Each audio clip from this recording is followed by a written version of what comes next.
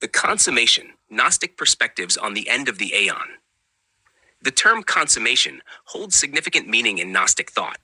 It refers not to the destruction of the physical world, but rather to the end of a specific cosmic order, or Aeon, age.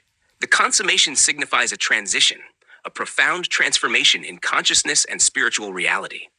This concept is central to Gnostic theology, as reflected in various texts from the Nag Hammadi Library. Etymology of the word consummation.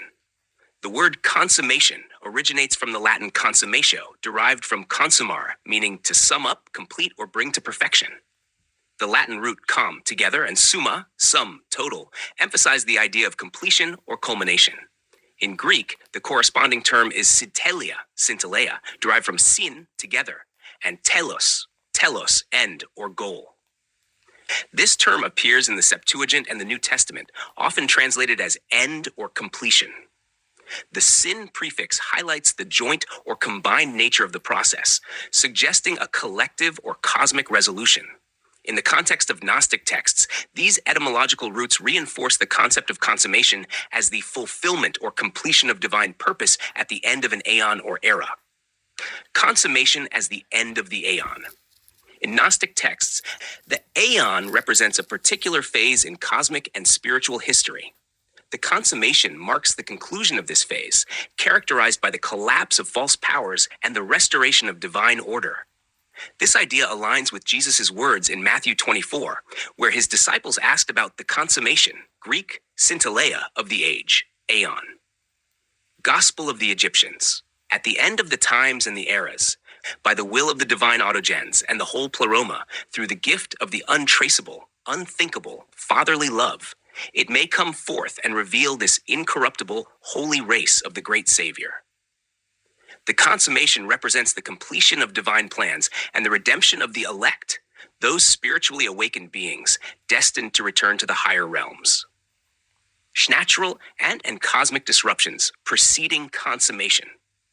Gnostic texts describe the consummation as a period of upheaval and purification. Cataclysms such as wars, bloodshed, and cosmic disturbances serve as signs of the end. On the origin of the world. Before the consummation of the age, the whole place will shake with great thundering. Then the rulers will be sad, their death. The angels will mourn for their mankind, and the demons will weep over their seasons, and their mankind will wail and scream at their death.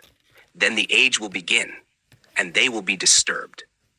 This passage highlights the overthrow of the archons, false rulers, and the ultimate renewal of creation. The imagery of volcanoes consuming one another and the sun, moon, and stars ceasing their light reflects the collapse of the material world's illusory power. Consummation and the elect. The Gnostic perspective ties the consummation to the salvation of the elect, those possessing divine knowledge, gnosis. The end will not occur until the predetermined number of the elect is reached. Pistis Sophia, and he took their light to the treasury of the light, so that they should not dissolve, but that they should be retarded, and should spend a great time until the completion of the number of perfect souls which would be in the treasury of the light. Trimorphic protonoia. Now I have come the second time in the likeness of a female, and have spoken with them, and I shall tell them of the coming end of the Aeon, and teach them of the beginning of the Aeon to come, the one without change, the one in which our appearance will be changed. The elect, purified through their trials and their knowledge of the divine, will ascend to the upper Aeons, leaving behind the material world. Transition from the old to the new. The consummation is not merely destructive, but also creative, a shift to a higher spiritual order. It involves the dissolution of the old, corrupt consciousness and the emergence of divine reality. On the origin of the world, the deficiency will be plucked out by the root and thrown down into the darkness, and the light will withdraw up to its root. The transformation is both internal and cosmic, symbolizing the casting off of ignorance and the revelation of truth. This aligns with 1 Corinthians 2, verse 9, which says, "What no eye has seen, nor ear heard, nor the human heart conceived, what God has prepared for those who love him." Divine emanation and renewal. Gnostic texts often describe the consummation as the final stage in the cycle of emanation. Creation flows outward from the divine source and will ultimately return to it, completing the cosmic cycle. The interpretation of knowledge. The consummation is thus: he whom she indicated will be completed by the one who indicated, and the seeds that remain will endure until the all is separated and takes shape. A new aeon without change. Following the consummation, a new aeon will begin, an eternal, incorruptible reality beyond the limitations of time and space. Trimorphic protenoia. We shall be purified within those aeons from which I revealed myself in the thought of the likeness of my masculinity. I settled among those who are worthy in the thought of my changeless aeon. The changeless aeon represents the fulfillment of divine will, where the true spiritual nature of humanity is revealed and unity with the divine is restored. Conclusion.